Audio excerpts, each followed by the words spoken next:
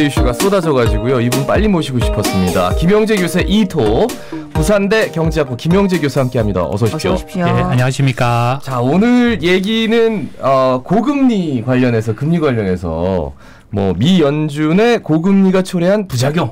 예. 부작용이 엊그제 나타나가지고 깜짝 놀랐습니다. 예, 저도 많이 놀랐습니다. 예. 예.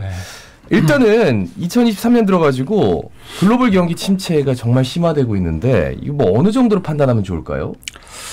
예, 그렇습니다. 사실 그 미 연준이 지난해 3월부터죠. 네네. 금리를 올렸는데 너무 많이 빨리 올렸습니다. 네네. 예, 그건 제가 한번 뭐 과거에도 지적을 했었고요.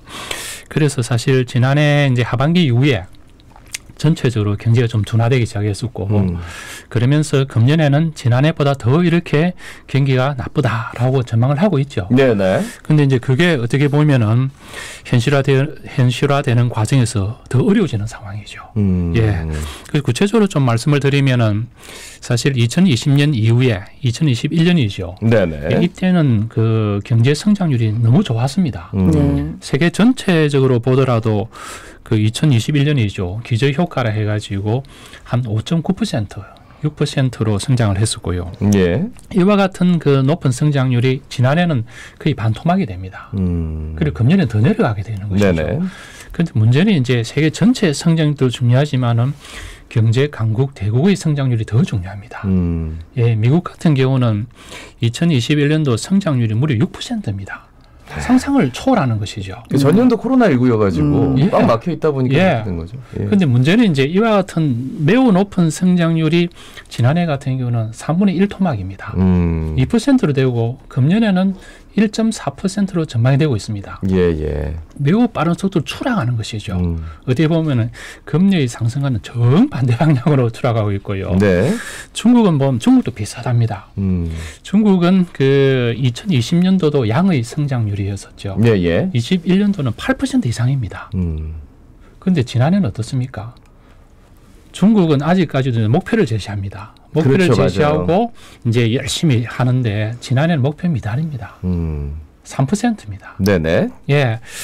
그리고 금년에는 또 그 며칠 전에 이제 양회를 해가지고 중요한 회의를 하지 않습니까? 네. 그쪽에서 금년도 중국 경제 성장률 목표치를 제시했는데 IMF 전망치보다 오히려 낮습니다. 이건 어떤 이야기입니까? 5.8이었나요? 아닙니다. 5% 안팎입니다. 안팎이에요? 예. IMF는 5.24 이렇게 했었는데 더 나타난 것은 중국도 이제는 쉽지 않다는 거죠. 그래서 우리가 이제 금년 초반부터 리오프닝 하는데 실제로 들어보면은 만만치 않습니다. 이렇게 볼 때 그 세계 경제에 있던 성장률 둔화가 전망보다 더 어려워질 수 있다. 이렇게 말할 수 있겠습니다. 그러니까 이제 전 세계적으로 경기 침체다. 그런데 사실 이제 우리나라 같은 경우에 지금 굉장히 심각한 것 중에 하나가 작년 2월부터 무역 수지가 연속적으로 적자면서 또 최근 경상 수지도 적자여가지고 금년도 경제 성장률 1%대로 전망이 되고 있다고 들었습니다. 이 요인은 뭐고 우리 경제에 대한 영향은 어떻습니까? 그렇죠. 그 우리나라 경제의 핵심 동력이 수출 수입입니다. 네네. 예.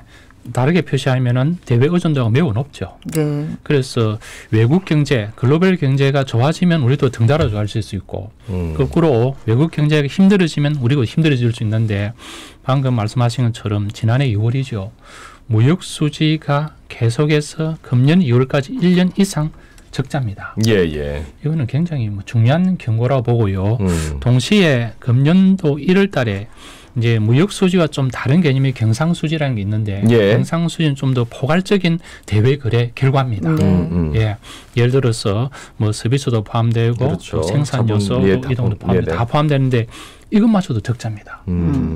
이렇게 볼 때 전반적으로 한국 경제에 빨간불이 좀 켜지고 있다라고 볼 수 있고요. 네네. 이 경상수지 적자는 단순히 이제 실물 경제일 뿐만 아니라 금융시장의 불안 요인으로 작용할 수 있습니다. 예. 이미 경험을 했었죠. 97년도, 2008년도 그래 되면 환율은 급등하게 되고 주식 가격은 내려가게 되는 그런 상황이 이제 나타날 수 있기 때문에 한편으로는 실물 경제가 이렇게 둔화되고 다른 한편으로는 금융시장에서 불안정이 야기되면 상당히 어려운 상황이 될 수도 있죠. 될 수도 있는데요. 이와 같은 요인은 이미 이제 말씀드린 것처럼 이제 고금리로 인해서 세계 전체가 경제 성장률이 둔화되니까 이 수출 수입 또는 교육량이 줄어드는 것이죠. 이게 가장 큰 이유고 두 번째는 그 글로벌 공급망의 재편입니다. 예, 코로나를 계기로 해서 중국 중심의 어떤 그 공급망이 재편되는 과정에 있죠. 여러 가지 형태로 재편됩니다. 특히 이제 우리나라 같은 경우는 이제 미중 갈등이 또 중간에 있어서 좀 더 힘든 부분도 있고요. 또 중국과의 대외 수지가 지금 계속해서 적자입니다. 우리가 엄청나게 흑자였었는데, 예, 그게 이제 가장 크고요. 또 하나는 사실 중요한 게 그 환율이 사실 변동 환율이지 않습니까? 대외 수지 적자 흑자에 따라서 환율이 왔다 갔다 해줘야 되는데 이 기능이 약화되고 있는 것이죠. 약화되는 가장 큰 이유가 미국에서 정책적으로 금리적으로 충격을 팍팍 줘버리니까 이 가격 경영을 제대로 못합니다. 그러니까 우리가 수출 많이 하면은 외화 많이 벌어들이니까. 예, 많이 벌어들이게 되고 그러면 환율이 예를 들어서 올라간다든지 이렇게 좀 자유롭게 움직여야 되는데 외부 충격이 주어지고 때로는 작동을 못하게 되고 때로는 지나치게 하게 되고 이와 같은 상황에서 뭐 방금 말씀드린 것처럼 무역 수지뿐만 아니라 대외 수지, 경상 수지까지도 이제 적자로 계속되는 거죠.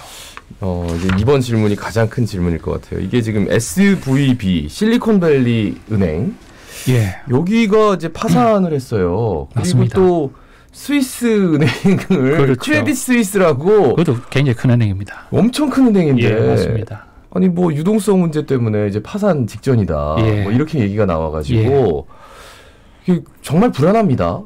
글로벌 경기가 이러다가 진짜로 뭐 옛날에 리먼 브로더스나 아니면은 진짜 우리나라 옛날 IMF처럼 큰 위기가 오는 건 아니냐, 뭐 이런 걱정을 많이 하셔가지고요.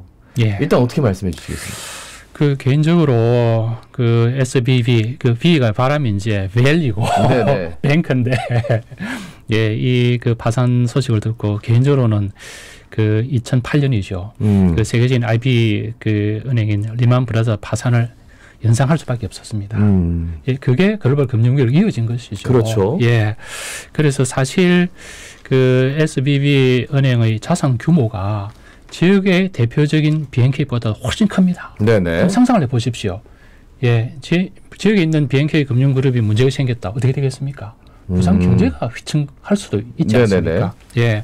그런 측면에서 그 굉장히 큰 충격이고요. 또 더 사실 충격은 이 역사가 40년입니다. 83년도 이제 설립이 되었었는데요. 이게 파산되는 데 걸리는 시간은 40분 걸렸다고 그러더라고요. 아니 36시간도 안 돼서 파산이 이루어지는 것이죠.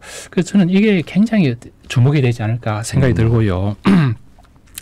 그래서 제가 한 30년 이상 뭐 여의도에 있기도 하고 학교에 있기도 했었는데 이거는 아마 굉장히 새로운 충격이고 뭐 아마 과거에도 느껴보지 못한 그런 걸 좀 느끼게 됐습니다. 그러니까 사전에 아무런 예고 없이 그냥 갑자기 뭐 한 36시간, 40시간 안에 맞습니다. 뭐 정작 중요한 건 40분 정도 걸렸다니까. 야, 이게 어떻게 돼야 되는 거예요? 아무 예고가 없었다 하지만 그런 조짐은 있었다는 또 평가들도 나오고 있고 금리를 계속 올리니까 이런 상황을 초래한 거 아니냐 그렇게 하던데 당장에 이제 SBB 파산을 했기 때문에 우리나라 같은 경우 국민연금도 지금 투자를 했다가 300억 손해를 본다 하고 이 영향은 어떤 것들이 있는지 또 대책은 어떻는지도 궁금합니다. 그래서 이제 뭐 기본적인 영향은 이제 뭐 금융시장을 출렁거리게 되고 이 금융이 출렁거리게 되면 실물로 바로 이어지게 됩니다. 이미 97년도 그랬었고 2008년도 그랬었고요. 그래서 사실 이 실리콘밸리 은행의 주 거래자가 스타트업 벤처 아닙니까? 이거는 미국의 핵심 역량입니다. 여기에 손상이 가는 것이죠. 그래서 미국 재무성에는 매우 과감하고 신속한 대응을 한 거죠. 100% 보장해 주겠다. 그리고 공적 자금 재정은 투입하지 않겠다. 이 재정이 투입되면 좀 복잡해집니다. 국민의 세금이 투입되니까. 이렇게 해서 일단 급한 불은 껐었는데 이 은행하고 제조업하고 비교해 볼 때 동일한 규모 사이즈의 은행이 파산되는 경우와 제조업 파산되는 경우의 영향은 매우 다릅니다. 훨씬 큽니다. 금융이 훨씬 크다는 거죠. 금융이 훨씬 크죠. 예, 그렇기 때문에 지금 이제 한국도 그렇고 다른 나라도 마찬가지 이 금융시장에 대한 어떤 충격은 바로바로 이어지고요. 예, 예. 특히 이번에 그러니까 36회 만에 파산됐다는 것은 제가 보는 데는 그 IT 기반 디지털 금융 혁신의 저주입니다. 이 보십시오. 저녁보다 이걸로 다 하지 않습니까? 예, 핸드폰으로. 예. 그래서 SBB가 그 투자가 아니고 그 손실이 발생했었다. 또 그 뭡니까? 경제 환경이 안 좋으니까 야, 망할 수도 있겠다 하니까 동시에 뭡니까? 그렇죠. 인출을 해버리죠. 소문이 퍼지면서 모바일 폰으로 다 인출 다 해버립니다. 네네. 동시에 발생하는 것이죠. 그 시간이 필요 없습니다.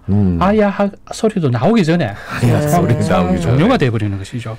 아니 근데 지금 이제 SVB 이게 좀 며칠 지나긴 했고 또 미국에서도 굉장히 좀 책임감 있게 대통령까지 나와가지고 얘기했고. 그렇습니다. 그런데 추가로 미국이 이제 지방은행들 약간 지금 부실을 겪고 있는 지방은행들이 파산을 하느냐 안 하느냐 이런 얘기도 있고. 아니 스위스 은행이 파산을 한다고?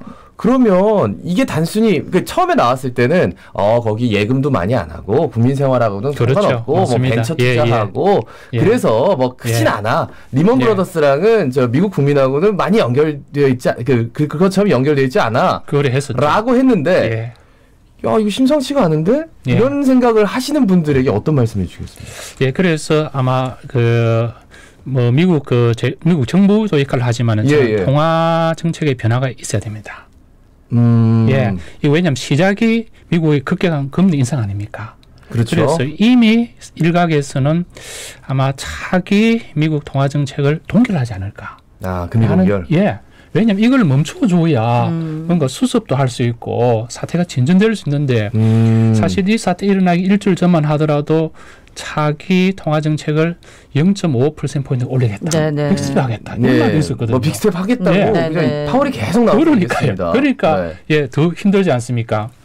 게다가 지금 물가 상승률은 여전히 좀 높습니다. 6%입니다. 네네. 적정 그 물가 상승률이 2%거든요. 그래서 아마 제 생각에는 0.25% 올릴 가능성이 있는데 어떻게 보면은 방금 그와 같은 상황들을 좀 이렇게 안도감을 주기 위해서는 한번 동결합을 필요가 있지 않는가. 이미 카나다가 동결했고요. 한국도 지난달에 동결 안 했습니까? 근데 한국 지난달에 동결했을 때 갑자기 빅스텝 얘기가 나오니까 우리 어떡하느냐라고 했는데 SVB 나오면서 이런 얘기들이 계속 나오고 있는 것 맞습니다. 같아요. 계속 나오고 이미 3월 초죠. 한 2주 전에 상당수 국가들이 동결했습니다. 카나다를 위시해서. 그래요? 그래서 그래 해줘야 은행뿐만 아니라 은행이 파산하면 제가 방금 말씀드린 영향이 매우 크거든요. 다 맞물려 있기 때문에. 그래서 저는 그게 아마 가장 큰 처방이 아닌가. 그 정부가 하는 처방은 한계가 많습니다.